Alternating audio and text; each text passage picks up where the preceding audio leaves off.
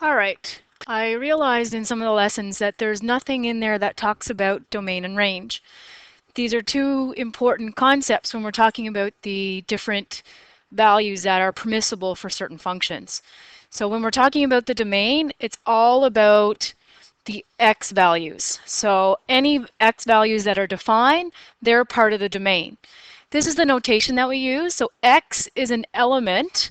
So this right here, we say element, and then we define the number set. For us, the majority of the number sets we're going to use are element of the reals. So if we have an equation like y equals x, the domain would be x such that it's an element of the reals.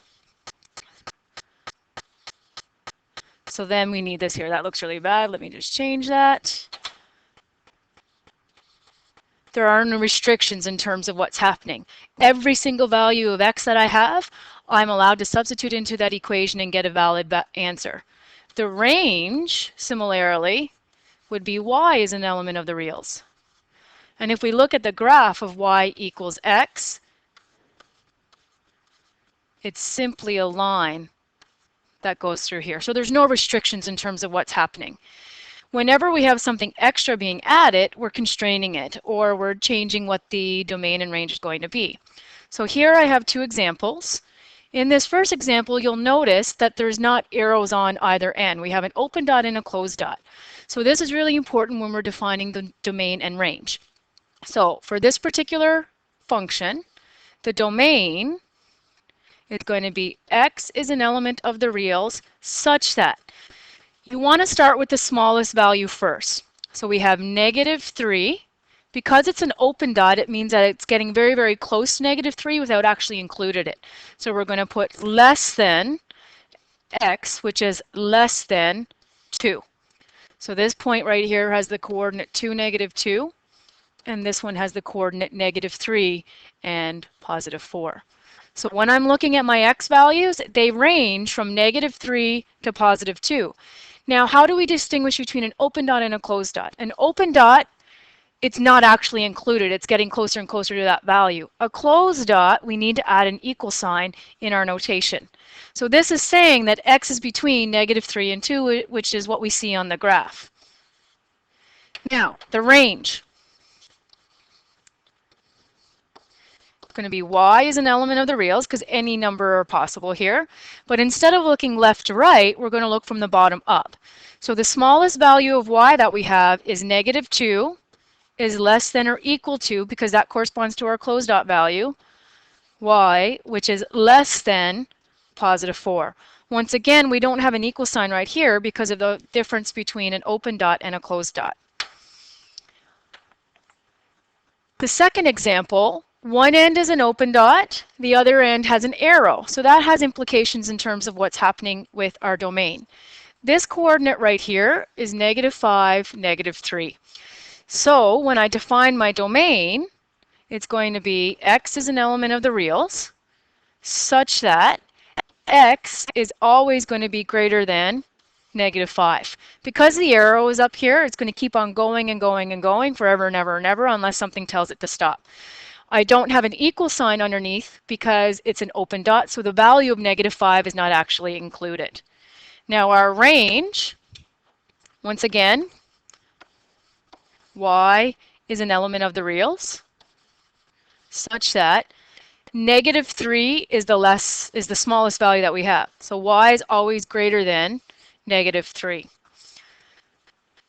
So the key point to all this is recognizing for the domain, it's all about the x values. For the range, it's about how the y values are behaving as the x values are approaching a particular value. All right, so here's two more examples. Now, in these graphs right here, neither one of them are functions because they don't pass the vertical line test. For every x value, we do not have a unique. But that doesn't prevent us from doing domain and range. We call them a relation. So we're going to complete the domain and range. So here we have the inverse of a parabola. So our domain, you'll notice this coordinate right here is 0, 0. These arrows are going to be important in terms of what's happening. So for our domain, You'll notice we pretty much always have x as an element of the reals. In this course, we're dealing with this number set more than any other number set. So we're going to have x as an element of the reals. X is going to be greater than and equal to 0, because the graph is defined in this direction for every single value of x as long as it's bigger than 0. The range. Y is an element of the real. So once again, we're looking at what's happening vertically this time. So this arrow is telling me that the value of y is going to keep on getting more and more positive. Here, this arrow is telling me it's going to get smaller and smaller and smaller. So that means I don't actually even need this that bar anymore, because my range is y is an element of the reals. There's absolutely no restriction to the value of y that we can get. Now we have a circle. So when I look at the circle, this point right here is 6, 0. Here we have 0, 6. Here we have negative 6, 0. And then 0, negative 6. Those points are important because they're the furthest, sorry, bad word, the smallest and biggest values of x and y that we can have. So when we define the domain, x is an element of the reals such that it has to be between negative 6 and positive 6. There are no open dots or anything here, so we're going to have negative 6 is less than or equal to x, which is less than or equal to 6. So this is telling me that x is defined for all values between these numbers. Now doing the same exercise with the range, y is an element of the reals such that, same thing in this case, negative 6 is less than or equal to y, which is less than or equal to positive 6. So to reiterate, domain, talking about the x values that are defined. Range is talking about the y values that are defined. All right, now here's a few more curves. So when we look at this particular graph right here, this is a cubic function that we've been working with. So technically, there are arrows here. It's just this graphing program didn't put them in there. So our domain is going to be x is an element of the reals. The range is going to be y is an element of the reals. And that's because there are no restrictions here. Every single value of x is possible. Every single value of y can be accomplished. Now, this one right here, once again, we have arrows at the top in terms of what's happening. I'm just going to move this screen. So when I look at these two values right here, okay, so this is a quartic function. We have 3 turning points. I'm actually going to look at the domain first, and that's usually what you look at first. So for this graph, the domain, because those arrows are pointing up, it means all values of x are possible. So x is an element of the reals. Now our range, on the other hand, y is an element of the real, such that we have a portion of the graph where we're never ever touching. So these minimum values that we have, and they look like they're, I'm going to guesstimate right now at about negative 2.2, let's say. So it's about negative 2.2 is less than or equal to y.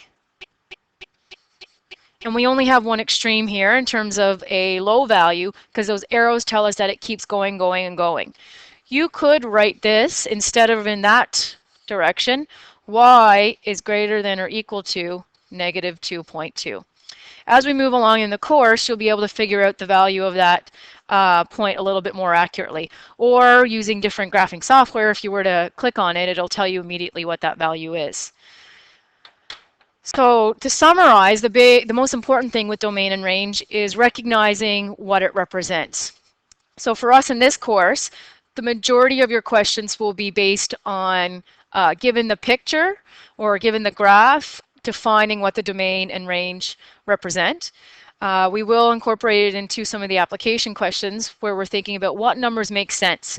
So for example, if we have a question that's dealing with time, it doesn't make sense if we have a negative number. So that has a really big importance when we're talking about application. Because time, even though the graph might show you negative numbers are possible, they mathematically don't make sense. Hopefully this makes sense to you. If it doesn't, please send me some questions.